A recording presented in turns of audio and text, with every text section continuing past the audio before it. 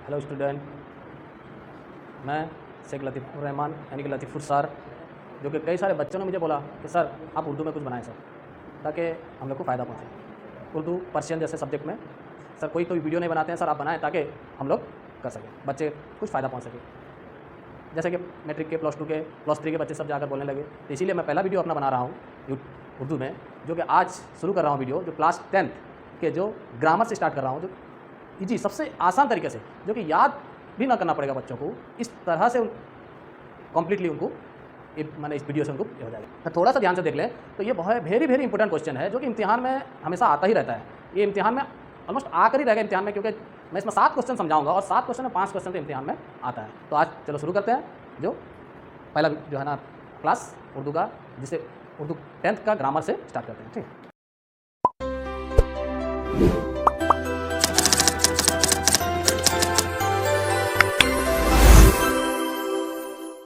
है, काफिया, रदीफ, मतला,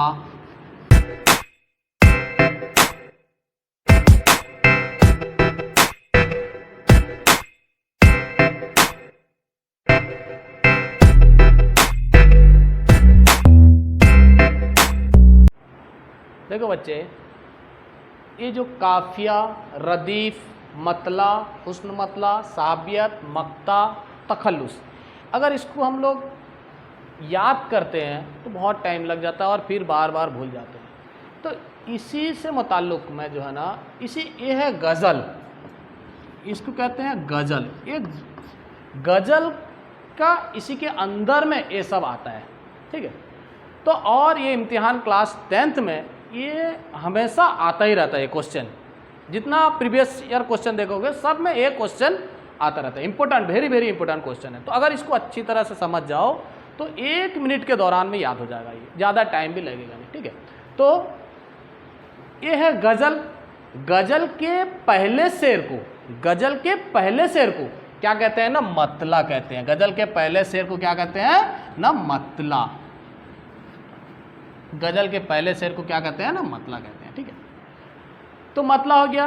तो इसी तरह गज़ल के आखिरी शेर, गज़ल के आखिरी शेर को क्या कहते हैं ना, मक्ता। गज़ल के आखिरी शेर को क्या कहते हैं ना, मक्ता। तो पहला शेर हो गया मतला। तो अब याद करने का आसान तरीका, तो एक गज़ल, गज़ल के पहले शेर को मतला कहते हैं और गज़ल के आखिरी शेर को क्या कहते हैं ना, मक्ता कहते हैं, ठीक है। गज़ल के पहले शेर के बाद जो शेर आता है उसे कहते हैं हुस्न मतला। तो गज़ल के पहले शेर का मत आता है जो उसे क्या कहते हैं ना, हुस्न मतला। तो बात समझ में आ गया। तो ये पहला पूरा याद करने का आसान तरीका, तो ये है गज़ल। गज़ल के पहला शेर को मतला कहते हैं, गज़ल के पहले शेर के बाद जो शेर आता है उसको हुस्न मतला कहते हैं, गज़ल के सबसे आखिरी शेर को क्या कहते हैं ना, मक्ता कहते हैं। अब साहबियत, तो गज़ल के सबसे उम्दा शेर, सबसे अगर ये गज़ल के दौरान में कोई ऐसा शेर हो गया जो बार बार उसको पढ़ा जाए तो वो हो गया सबसे उम्दा शेर। उम्दा शेर को क्या कहते हैं ना, साहबियत।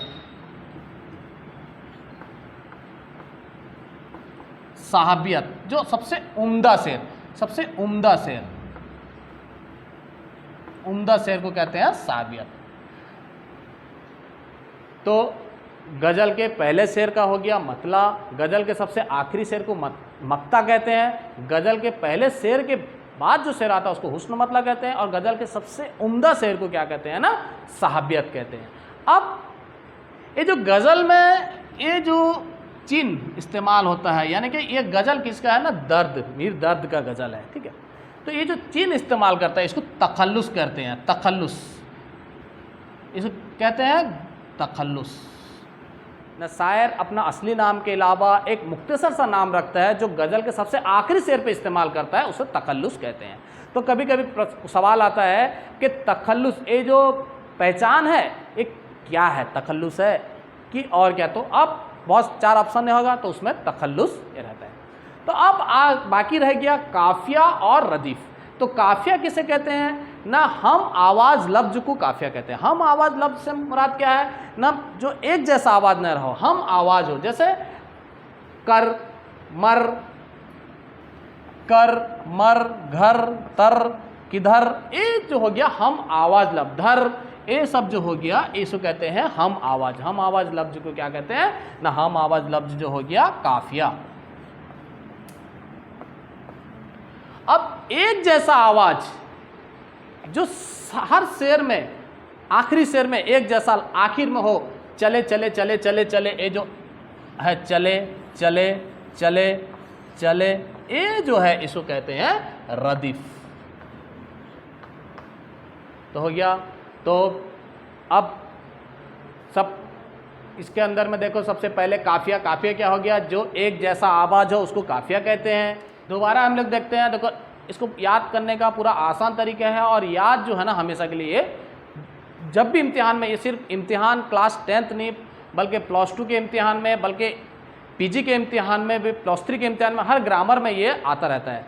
तो अब इसको एक बार अच्छी तरह से देख लो तो याद हो जाएगा, याद भी करना पड़ेगा नहीं। देखो तो गज़ल ये हो गया, गज़ल है, गज़ल, गज़ल के पहले शेर को मतला कहते हैं। गज़ल के पहले शेर के बाद जो शेर आता है उसको हुस्न मतला कहते हैं। गज़ल के सबसे उम्दा शेर को क्या कहते हैं ना, साबियत कहते हैं।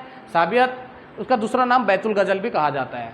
तो गज़ल के सबसे आखिरी शेर क्या कहते हैं ना, मक्ता कहते हैं। और जो तखल्लुस किसे कहते हैं ना, गज़ल जो शायर असली नाम के अलावा एक मुख्तसर सा नाम रखता है, जो गज़ल के आखिरी शेर पे इस्तेमाल करता है, उसको तखल्लुस कहते हैं। और काफिया क्या है, हम आवाज़ लफ्ज को काफिया कहते हैं। जैसे कर, मर, घर, तर, किधर, ये हो गया काफिया हो गया।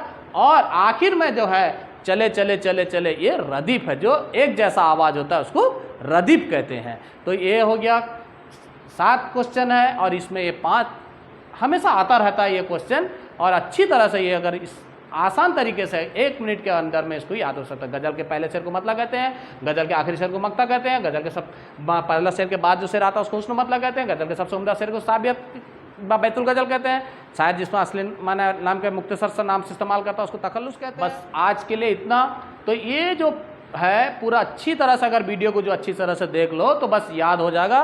तो मतला, जो गज़ल के पहले शेर को मतला कहते हैं, मतला शेर के बाद जो आता है उसको मतला कहते हैं, सबसे उम्दा शेर को साबियत कहते हैं, आखिरी शेर को मक्ता कहते हैं, शायद जिस आखिरी जो मुख्तसर सा नाम इस्तेमाल करता है उसको तखल्लुस कहते हैं, और हम आवाज़ लफ्ज को काफिया कहते हैं, और आखिर में जो इस्तेमाल करता है उसको रदीफ कहते हैं। ये आज का बस लेसन इतना ही रहा पढ़ाई। नेक्स्ट जो है ना क्लास 10th का ग्रामर और बाकी जो ग्रामर सब है नेक्स्ट क्लास में उन लोग को कंप्लीट किया जाएगा। ठीक है।